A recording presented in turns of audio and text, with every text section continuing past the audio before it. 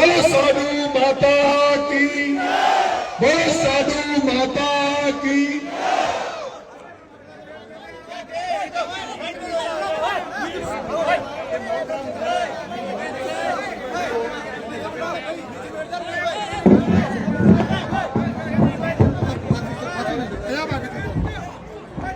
आज केकड़ी विधानसभा के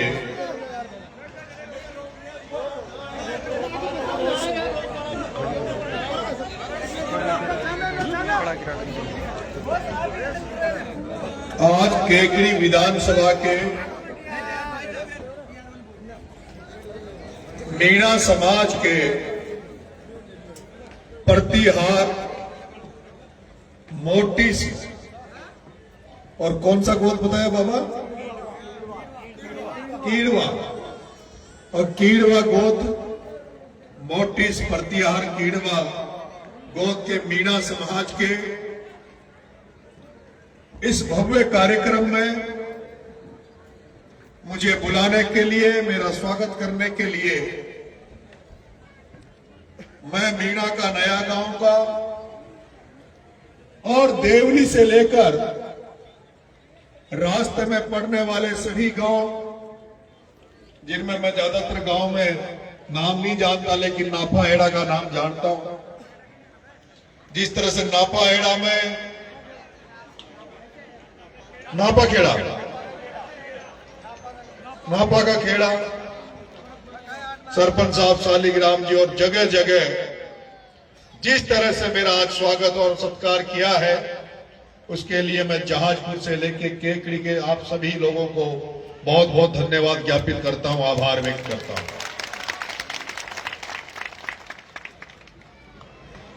आज जो लोग भी इस कार्यक्रम को देख रहे होंगे, जो लोग भी इस कार्यक्रम को सोशल मीडिया के माध्यम से भी इसकी जहां तक इस कार्यक्रम की झलकियां जा रही होगी, वो आज देख रहे होंगे राजस्थान ही नहीं पूरे भारत जो मिसाल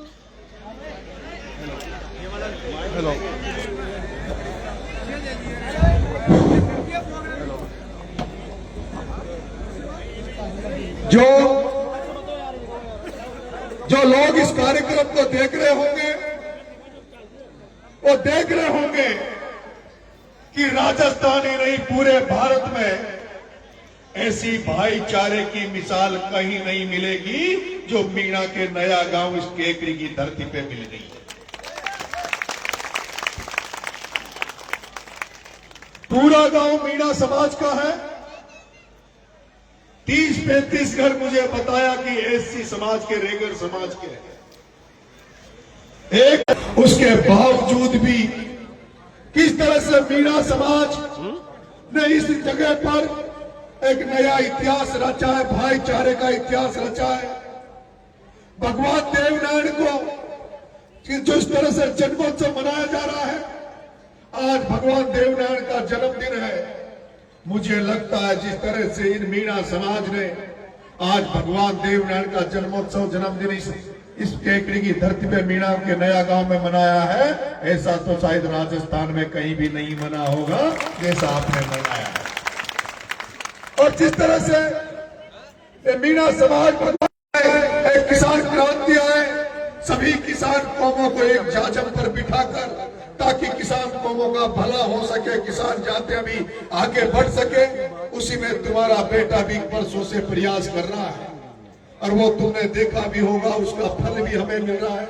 आज गुजर मीणा समाज साहब ने कहा था कि जिस तरह से कोटा लोकसभा चुनाव के समय मीणा समाज ने मेरा साथ दिया है, मेरे पहचान किया है, अगर जीता जागता प्रहलाद गुज्जर अगर अपनी चमड़ी की जूती बनाकर अगर मीणा समाज को पहना है, तो भी 7 जन्म में भी मीणा समाज का कर्ज प्रहलाद गुज्जर नहीं चुका सकता। ऐसे शब्द बोलने वाले प्रहलाद गुज्जर को मैं धन्यवाद ज्ञापित करता हूँ, उनका आभार व्यक्त करता हूँ कि कोई तो गुज्जर समाज में ऐसा नेता पैदा हुआ जिसका साथ हमने दिया और उसने कम से कम इस समाज का एहसान मानकर इस समाज को धन्यवाद देने का काम किया, इस समाज को साथ लेकर चलने का काम किया। मेरे भाइयों, मैं केकड़ी में पहली बार इस कार्यक्रम में आया हूं और जब इस कार्यक्रम का निमंत्रण मुझे मिला तो जो कमेटी वालों ने मेरे से कॉल किया तो मैंने कहा आपको आने की जरूरत नहीं है। मैं कभी भी केकड़ी की धरती पर नहीं आया, केकड़ी विधानसभा में नहीं आया, तो आपको आने की जरूरत नहीं है। मुझे तारीख बना दो, मुझे समय बता दो, मैं आपके कार्यक्रम में जरूर आऊंगा। लेकिन कमेटी वालों ने कहा साहब हम तो आपको शारीरिक रूप से उपस्थित होकर आपको निमंत्रण देना चाहते हैं। और वो लोग आकर अचानक, क्योंकि वो मेरा गांव भी नहीं जानते थे, वो मेरे 12 चले गए। रात में उनको गांव पता नहीं था तो वो कोटा में रुके और सुबह 7 बजे तो मेरे घर पहुंच गए। आप कमेटी वालों को भी मैं धन्यवाद दूंगा कि आपने ऐसे भव्य कार्यक्रम का और इन सारी जनता का दर्शन करने का मुझे मौका दिया है। मैं आया इधर तो मुझे पता लगा कि केकड़ी और जहाजपुर में 2 बड़ी नदियां हैं जो यहाँ की जनता की जीवनदायिनी है।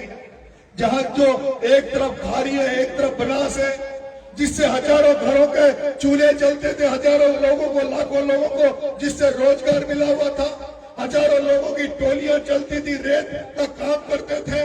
लेकिन उन सबको तो उन्होंने दूर कर दिया और बनासपुर और खारी पर कब्जा कर लिया। अब अगर कोई केकड़ी जहाजपुर का आम व्यक्ति, अगर जिसको एक टोली रेत की जरूरत पड़ जाए, किसी को मकान बनाने की जरूरत पड़ जाए, घर में कोई एक टोली रेत की जरूरत पड़ जाए और अगर वो टोली लेकर रेत लेने उस बनास में चला जाए, उस खारी नदी में चला जाए, तो उसके ट्रैक्टर को जब्त कर लिया जाता है, उस व्यक्ति को जेल में डाल दिया जाता है। और जो पुलिस और जो लोग काम कर रहे हैं वो भी उन धन्ना सेठों के अंदर में काम कर रहे हैं, धन्ना सेठों के अंदर में काम कर रहे हैं। आम जनता को, आम किसानों को एक टोली रेत नहीं मिल रही, आम जनता को एक टोली रेत नहीं मिल रही। आम जनता को रेत की टोली 5,000 रुपए एक टोली की मिल रही है। और उस जो आपके बनास में मैं देख के आया, जैसे समुद्र में इंडिया गेट पर समुद्र में जहाज चलते हैं, उनकी लाइटें दिखती है, जब बनास की पुड़िया से जाते हैं तो धन्ना सेठों ने जो वहां पर जहाज जैसे समुद्र में बोट चलती है वैसी बोटें लगा रखी है, बड़ी बड़ी मशीनें लगा रखी है। एक एक समुद्र जहाज में 5-5 डंपर रेत निकाल रहे हैं और उस रेत को कोटा तक, जयपुर तक बेचा जा रहा है। और मेरा जहाजपुर का वे किसान और केकड़ी के किसान को एक टोली रेत नहीं मिल रही। जब मैं देखता हूं तो मुझे बहुत दुख होता है, मुझे दुख हुआ। और जब मुझे पता लगा कि इस बनास में इसने किसने कब्जा किया, पहले तो मुझे लगा कि कोई बजरी माफिया होगा, पहले मुझे लगा कोई बजरी माफिया होगा, ऐसा कोई गुंडा बदमाश होगा जो अपने केवल जिसका काम व्यापार करना है, जिसका काम पैसा कमाना है। जैसे अडानी और अंबानी, जैसे अडानी और अंबानी नरेंद्र मोदी अमित शाह से मिलकर पूरे देश का खून चूस रहे, पूरे देश को बर्बाद कर रहे हैं, पूरे देश का खून चूस रहे, पूरे देश को बर्बाद कर रहे हैं। तब मुझे पता लगा कि जिसको मैं कोटा लोकसभा चुनाव में हराने गया था, जिस प्रहलाद गुंजल के साथ में खड़ा था और जिस धन्ना सेठ ओम बिरला के खिलाफ में प्रचार कर रहा था, अब मुझे पता लगा कि वो ओम बिरला जिसने कोटा बूंदी की जनता को तो जिन्होंने खून चूस ही लिया, उनको तो बर्बाद कर ही दिया, कोटा की कोची को तो वो खाए गया, लेकिन वो आजकल बजरी निकालने का काम कर रहा है। और लोकसभा स्पीकर ओम बिरला जिसको लोगों ने वोट दिया, सांसद बनाया और लोकसभा स्पीकर बना, इस आशा के साथ कि वो कोटा का, बूंदी का, हाड़ौती का भला करेगा, यहाँ के किसानों की भलाई करेगा, वो यहाँ के किसानों को सस्ती रेत दिलवाएगा, यहाँ के किसानों की सड़कें बनवाएगा। लेकिन वही ओम बिरला जिसको लोग वोट देकर सांसद बनाया, उस ओम बिरला ने बनास पर कब्जा करके और तुम्हारी बजरी 5-5 हजार रुपए महंगी कर दी।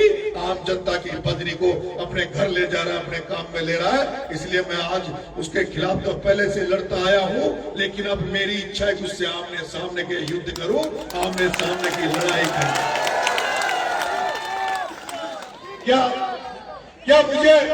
क्या मुझे इस बनास को बचाने के लिए, क्या मुझे बनास को बचाने के लिए, खारी नदी को बचाने के लिए आंदोलन करना चाहिए? हाथ खड़े करके बताओ कि क्या मुझे इसमें आंदोलन करना चाहिए? जोर से हाँ बोलकर कहो कि क्या आंदोलन करना चाहिए?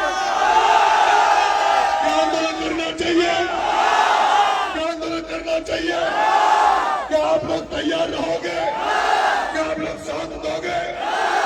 अभी मैं देवली उनियारा में जहां मुझे 60,000 वोट दिया, उस देवली उनियारा के किसानों की समस्याओं को लेकर, वहां की आमजन की समस्याओं को लेकर 30 जनवरी को तो मैं देवली में हुंकार भरने वाला हूं, देवली में आंदोलन करने वाला हूं। सबसे पहले मैं आपको निमंत्रण दे रहा हूं कि 30 जनवरी को जिनके पास साधन है, जो गांव वाले गाड़ी घोड़े बसे अपने किराए पे कर सकते हैं, आप सबको निमंत्रण दे रहा हूं। 30 तारीख को तो सोप में देवली पधारना, पहले उनियारा में वहां के प्रशासन का इलाज करेंगे और उसके बाद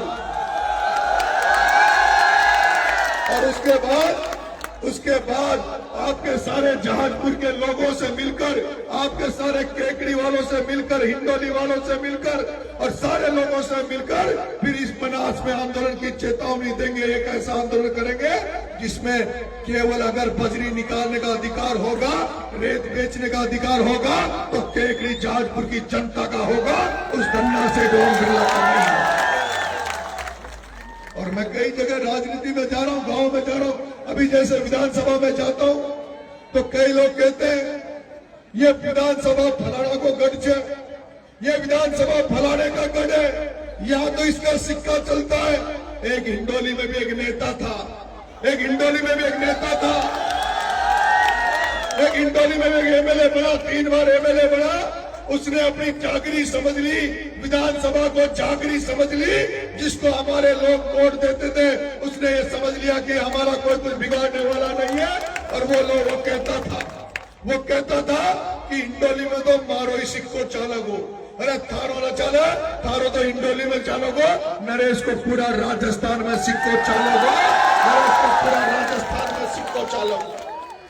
कोई केकड़ी में तो नक्के नशा, कोई केकड़ी वाला कहता हो कि मेरा गढ़ है या मेरा मामला है, तो बता दो, इलाज इधर भी कर देंगे। हाँ? मैं आपसे निवेदन कर रहा हूं, आप एकता बनाए रखो, अपनी ताकत को समझो। कोई अगर आपके अधिकारी की तरफ अंगुली उठाए, आपके समाज की तरफ अंगुली उठाए, तो अंगुली तोड़ने की हिम्मत रखो। वोट तो बहुत दूर की बात, उसकी अंगुली तोड़ने की हिम्मत रखो, तब जाकर कोई आपकी तरफ अंगुली नहीं उठाएगा। और चुनाव अभी दूर है, 2028 अभी दूर है, लेकिन मुझे भरोसा है कि आप लोग भगत सिंह सेना के साथ खड़े रहोगे, आप लोग इंकलाब के साथ खड़े रहोगे और 2028 में आप नरेश को मजबूत तो करोगे ना। हाँ? ये जो डोले थे ना बड़ा नेता, केकड़ी में जो टिकट मांगते हैं, नेता बनते हैं, उनसे कह देना कि भैया टिकट से काम नहीं चलेगा, आने वाले 2028 में हम लोग तो उसका साथ देंगे जिसके साथ नरेश खड़ा है। मानोगे बात? हाथ खड़े करके करो, विश्वास दो। भगवान देवलाल मंदिर में 2028 का चुनाव में मैं आ जाऊंगा तो बात मान लोगे ना? हाँ? मान जाओगे?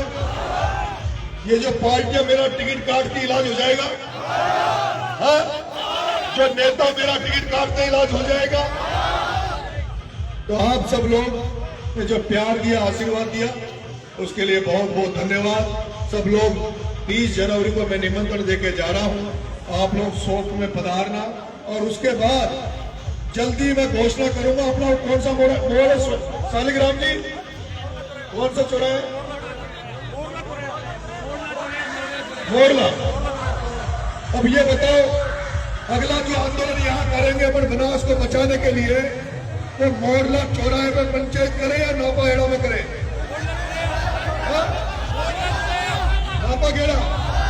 नापाखेड़ा वाले ही क्या? कितने नापाखेड़ा वाले? फिर लटपटक के साथ चाहिए उसकी, पक्का है ना? बताओ शालिग्राम जी, नापाखेड़ा या मोरला? नापाखेड़ा। पूरी मेहनत नापाखेड़ा वालों को करनी पड़ेगी, पीले चावल तुम्हें बांटने पड़ेंगे। क्यों बताओ केकड़ी वालों, नया गांव वालों, कौन सी जगह करें? नापाखेड़ा। तो मैं 30 तारीख को शोक में जो आंदोलन होगा, उसके बाद इसकी घोषणा कर देगा, केवल बनास को बचाने नहीं, बनास को बचाने, खारी नदी को बचाने और इसके ये जो हाइट बढ़ा रहे उसके खिलाफ, क्योंकि ये जो ठेका दिया गाद निकालने का, इसमें बनास में टेंडर दिया सरकार ने कि गाद निकाली जाए और उस गाद को फ्री में किसानों को दिया जाए, उस गाद को फ्री में किसानों को दिया जाए। लेकिन किसान को तो एक डड़ी मिट्टी नहीं दे रहे, पूरी बजरी निकाल रहे, बजरी को बेच रहे। और अगर अभी आप नहीं जागे तो जैसे सीमेंट मिलता है ना कट्टे में, जैसे सीमेंट कट्टे में मिलता है, ये बिरला और ये जो बेटे ने सेठिया, ये बजरी को भी कट्टों में लेना पड़ेगा हमें, और हमारे आने वाली पीढ़ी के लिए दिक्कत हो जाएगी। इसलिए हमें समय पे जागना होगा। ठीक है साहब, तो आपको बहुत बहुत धन्यवाद। राम राम साहब, जय हिंद जय भारत।